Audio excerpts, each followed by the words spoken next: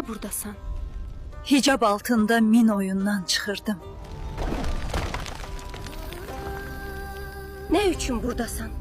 Gəlinimə zülm edirdim.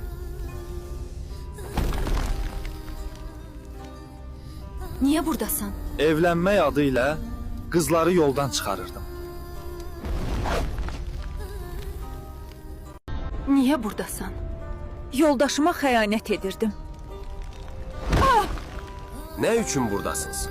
Yayın açıb arvadımı reklam edirdim. Niye buradasan? Müdür işləyirdim, işçilərin haqqını kəsirdim. O dünyada kim idin? Masajda işləyirdim.